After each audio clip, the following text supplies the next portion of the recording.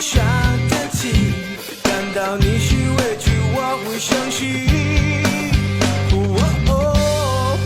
只怕我自己会爱上你，不敢让自己搞得太紧，怕我没心没能够给你，爱你也需有很大的勇气。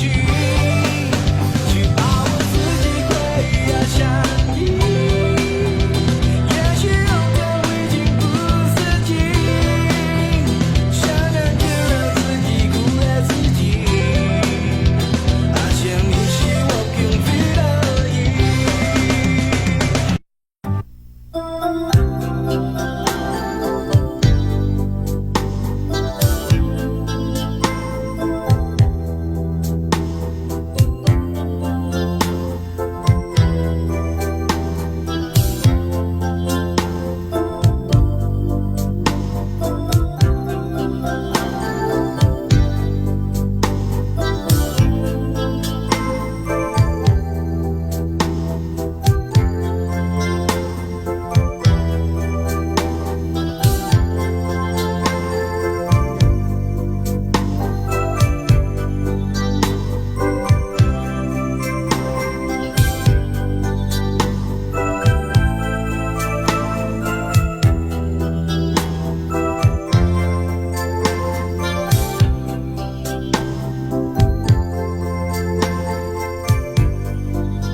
Tumigil ka nga sa kalakad! Hindi ko nga alam. Ang labo mo kausap! Wala ka namang alam. Wala ka talagang kaalam-alam. Nasa sa Sanchay. Alam ba nag-drop out na siya? Alam ba nawawala siya? Anong ginagawa mo? Wala ka man lang pakialam sa kanya. Bakit hindi mo siya hanapin? 100 beses mo nang tinatanungan tungkol dyan. Huwag ka umupo dyan, nakakahiya ka. Umalis ka!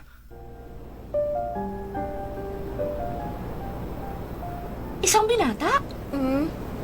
Ang alam ko, wala namang masyadong binata sa bayang ito. Totoo po yun. Nakita ko siya kagabi. Mga ganito siya kataas at ganito kalaki. Medyo maitim nga lang siya. Aba, at naalala mo pa? Mag-iingat ka. Huwag kang basta-basta nakikipagkita sa kung sino-sinong lalaki dyan sa beach. Sige ka, gusto mo bang tumira rito habang buhay? Mama naman, ano bang iniisip nyo? Talaga nakita ko lang ang lalaki niyon kagabi sa beach. Sigurado ka ba, anak? Ilang araw ka pa lang dito, gusto mo na magtrabaho? Opo. Salamat naman at sa tulong ng landlady natin, napadali ang pagpasok mo rito sa restaurant. Sigurado mababayaran ka pa.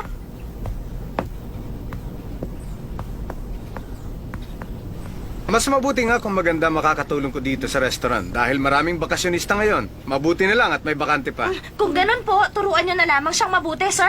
Matalino po ang anak ko at napakadaling matuto. Mabuti naman. Sige po, sir. Maraming salamat po. Wala nga naman. Sir, Sige lang. natatandaan mo pa ba ang daan pa uwi? Opo, Mama. Sige, mag-iingat ka mamaya. Uuwi muna ako. Sige, Ma. Sige. Sige po, mag-ingat Salamat kayo. po, sir. Ako na po ang bahala. Halika, ililibot Sige na po. kita. Dito ka mag-uugas ng pinggan, pati na kutsara at tinidor. Good morning, sir. Dumating ka rin. Araw-araw, lagi kang late. May bago ka na makakasama rito. Ituloy mo pa yan. Tanggal ka. Sorry po, boss. Sanchay, part-time worker siya rito. Si Asong. Ako si Sanchay. Kumusta? Boss, may pagka-weird ba ang taong yun? Nakita ko siya kagabi sa beach. Tapos bigla siyang, Asong, nasa beach ka kagabi? Sabi ni Sanchay, nakita ka raw niya doon kagabi. Kaya ka laging nalilate, napupuyat ka. Hindi ako nagpunta. Kagabi, naisip kong uminom na lang. Pero ang alam ko, naisipan ko rin mag-dive. Nagkakilala na ba tayong dalawa kagabi? Wala akong matandaan. hindi mo na maalala? Anong klaseng tao ka ba? Lasing ka at nagpunta ka sa beach? Napakadelikado niyan. Tama ka. Alam mo, para mailigtas ako ng ibang tao, sini-CPR nila ako. Hinahalikan ako ng basta ganun-ganun na lang. Alam mo bang pinakamalala? Isang napakatabang babae. May lalaki rin. At napakatanda. Nakakadiri. Asong, tama na yan. Magtrabaho na kayo. Opo. Sige sir, ako nang bahala. Ingat.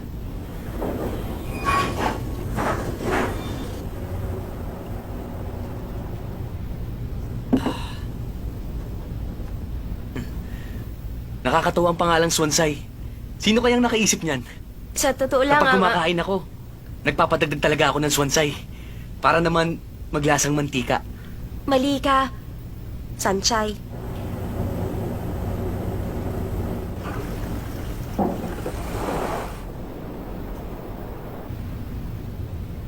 Welcome. Para sa dalawa? Oo, Diyan na lang po kayo, sir. salamat.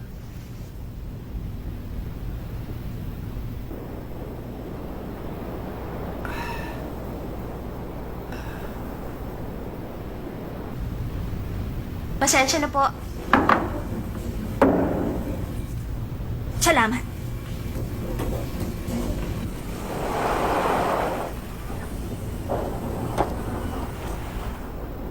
Pwede ba magtrabaho ka naman? Oo! Dalian mo naman.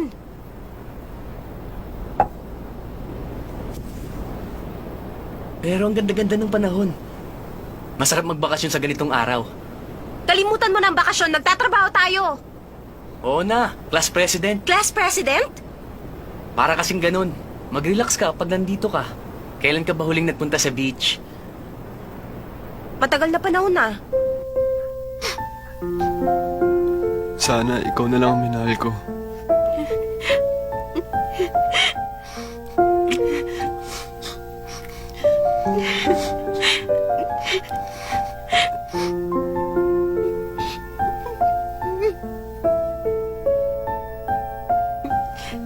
Tamisa. Sorry. Huwag mo akong hawakan! Kalimutan mo ng lahat sa atin. Huwag mo na akong kakausapin. Ayoko na rin makita ka pa kahit kailan.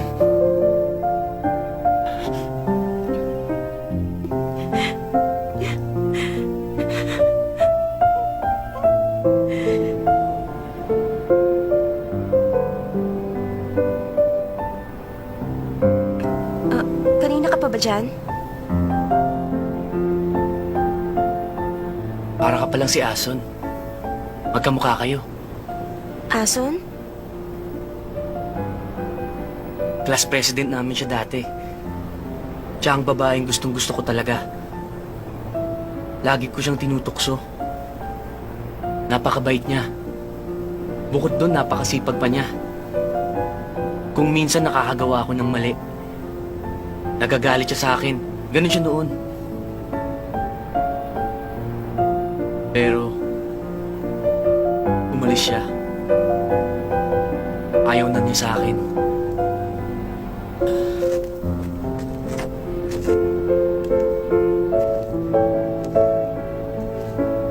Ang weird talaga. Bakit kaya siya umiyak?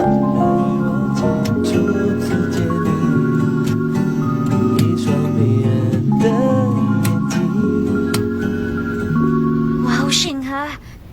Ito ba ang messages mo kay Sanchay? Oo, nag-online ako para makapag-download ng pictures and messages. Ayaw niya sagutin ang tawag ko, kaya nag-send na lang ako ng mga ganyan para malaman niyang damdamin ko. Isang araw makikita niya rin ang mga message na yan. Alam kong pag nakita ito ni Sanchay, tatawag na siya sa atin. Ang ganda ng ginawa mo. Yung magaling na si Dao Mingze, gusto raw si Sanchay, di naman kumikilos. Lagi pa naglalasing. Bali wala sa kanya, wala na si Sanchay. Marami kasi mga babae nakapaligid. Nung isang araw nga, may nagbigay sa kanya ng cake. Talaga? Tinanggap ba naman niya? Hindi niya tinanggap, binigyan niya na lang sa akin. Kung ako sa kanya, pagtataguan ko yung mga babaeng yon at hindi ko sila palalapitin sa akin. Xiao Yu? Umiibig ka pa rin ba sa akin? Best friend tayo, di ba? Hayang ka na naman, Shingha. Hinding-hindi talaga ako magkakagusto sa'yo kahit kailan. Totoo ba yan? Hindi ba kabibreak niyo lang ng boyfriend mo? Hindi ka ba nalulungkot niyan? Napakawalang kwenta naman kasi niya. Nung mag-break kami, hindi ko na siya iniisip pa. Nalimutan na siguro ni Sanchay si Dao Mingze.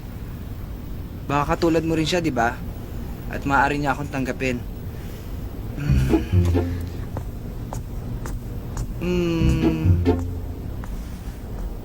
Pero paano naman kaya kung maraming manligaw kay Sanchay? Wala naman akong pag pag-asa. Xiaoya! Oh. Nahiya ka na naman sa akin. May gusto kasi.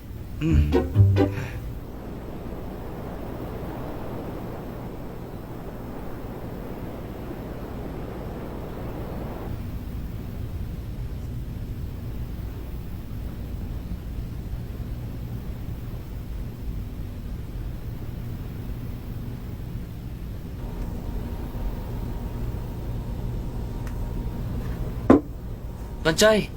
Huwag mo akong kausapin, busy ako. At pwede ba, Sanchay ang pangalan ko, hindi Swanchay? Pangalan lang naman yon. Ang mga isda nga sa dagat walang pangalan. Pero masaya pa rin naman sila.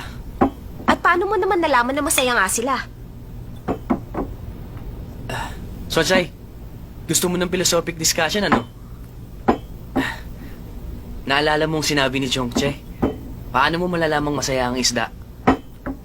Pero naisip ko, kung siguro iisipin kong masaya ang isda, magiging masaya na rin ako. Wala akong pakialam kung masaya ang isda o hindi. Ah, talaga? Pinag-uusapan natin ng mga pangalan. Ang pangalan ay parang palatandaan lang. Parang cellphone number. Walang ibig sabihin ng number. Kapag nakakonekta ka at nakausap, may ibig sabihin na. Gaya ng mga kaibigan mo, naalala ka nila. Hindi ang pangalan mo, kundi ang kung ano ka. Pwede ba magtrabaho ka na? Nako, may hindi masaya dyan. Ah, Swanchay! Tigilan mo na ako. May tatanong lang ako. Bakit ka ba nagtatrabaho dito? Kailangan ko ng pera. Ang prangka ko naman. Di ba pumapasok ka sa isang sikat na eskwela? Doon sa Taipei? Nakakainis ka na, wala kang pakialam sa akin. Narinig kong sinabi ng isang kapitbahay ko. Girlfriend ka raw na isang napakayamang binata. Ayan, tignan mo yan. Kanila ang company na to, hindi ba? Okay rin to. Napakaraming nangyari matapos ang pagsanib ng mga kumpanya nila. Para ka palang isang makabagong Cinderella.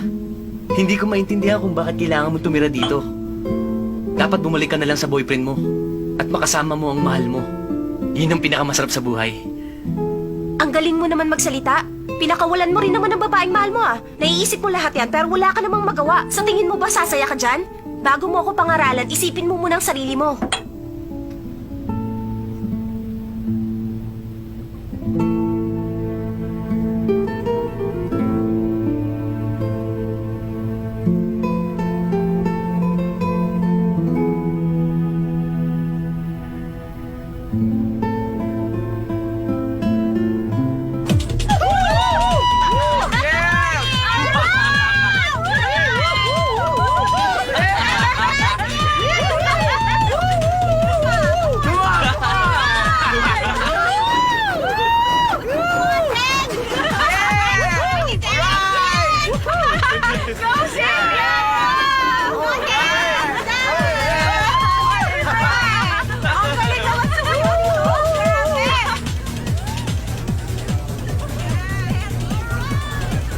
Bakit kailangan pumunta pa ako dito sa pub?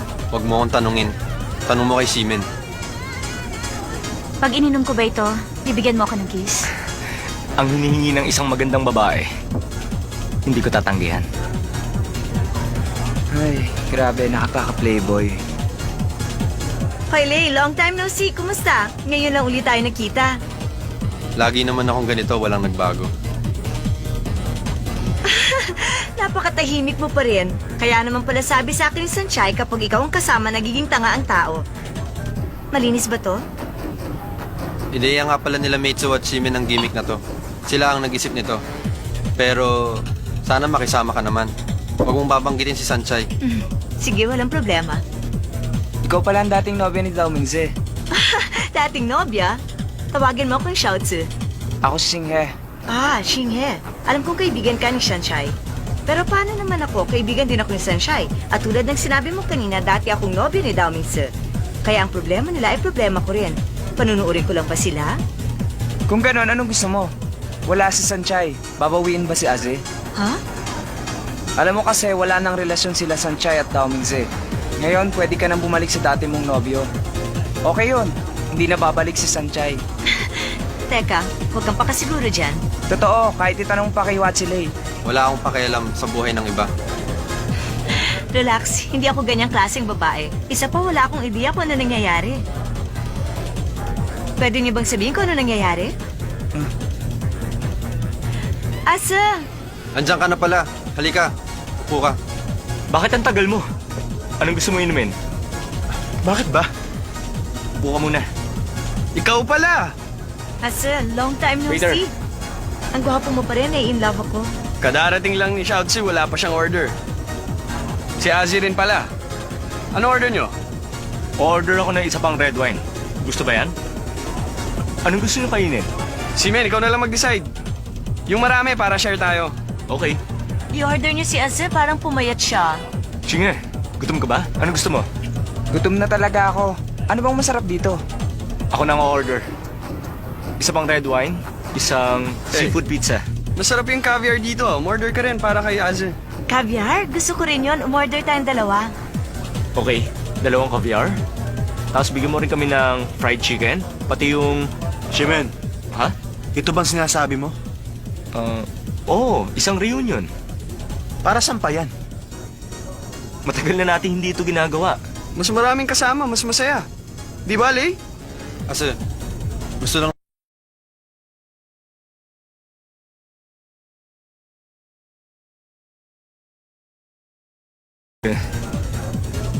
Anong sinasabi mo?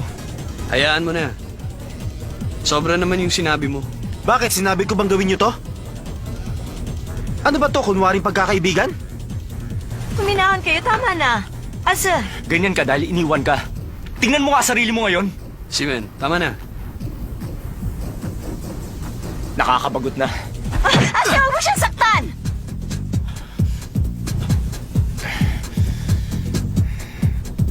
Dahil sa ugali mong yan. Kaya ka iniwan ni Sanchay!